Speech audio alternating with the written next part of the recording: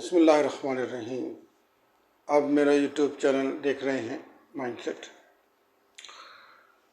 आज का जो वीज़ा है एक नहायत आसान वीज़ा है और आइलैंड के बारे में है। छोटा सा आइलैंड है जिसकी जो टोटल आबादी है वो सिर्फ 12,000 है। ऑस्ट्रेलिया और हवाई के सेंटर में पैसिफिक ओशन में वाक़ ये एक छोटा सा आइलैंड 25 किलोमीटर स्क्वायर का टोटल रकबा है। ऑन अराइवल वीज़ा है पाकिस्तानीज़ के लिए और वो अफराद जो जिन्हें ट्रैवलिंग का शौक़ है, जो एक अच्छे बीचेस पे कुछ वक्त गुजारना चाहते हैं और एक अच्छी ट्रैवल हिस्ट्री जनरेट करना चाहते हैं, तो उनके लिए एक अच्छा ऑप्शन है। अलबत्ता जो इसमें एक ड्रॉबैक है, एक तकलीफ़देह बात है, मुश्किल सूरत हाल है, वो ये है कि इसका जो ट्रैवलिंग कॉस्ट है वो आपको काफ़ी पड़ सकती है। पाकिस्तान से आप जो ट्रैवलिंग कॉस्ट है वाया फिजी आप अगर पहुंचते हैं इसके capital fun city international airport पे, तो तकरीबन 3.5 से 4 लाख आपका ख़र्चा पड़ सकता है। और फिर इसके अलावा आपको $1,000 कैश आपके पास होने चाहिए।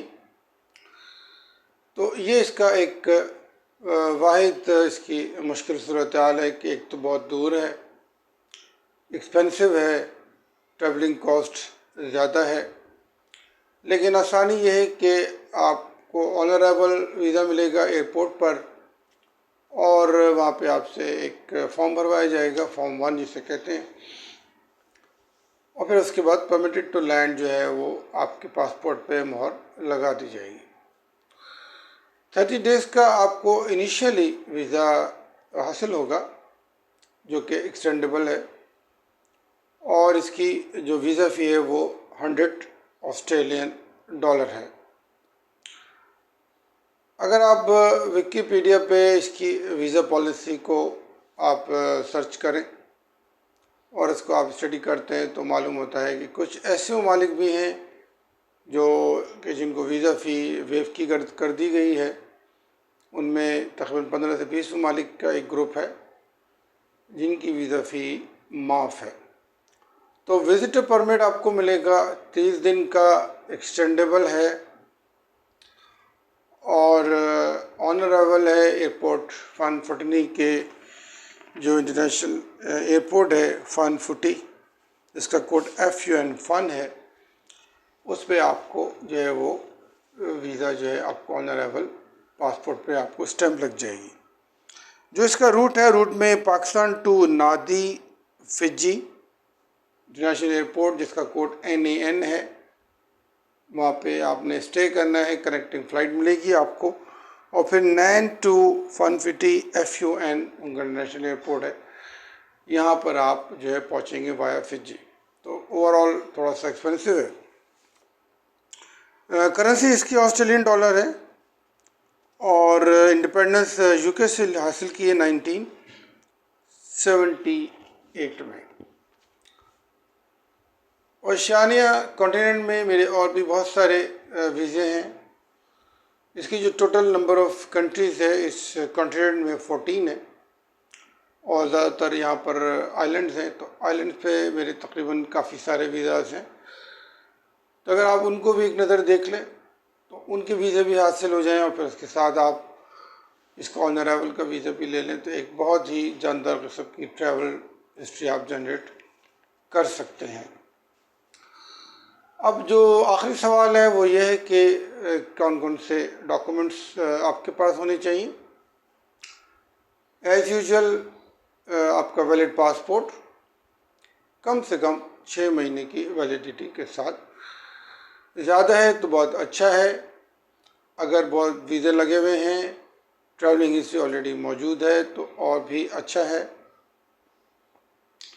2 ब्लैंक पेजेस होने चाहिए उस पर और कंफर्म्ड आपके पास रिटर्न टिकट होना चाहिए।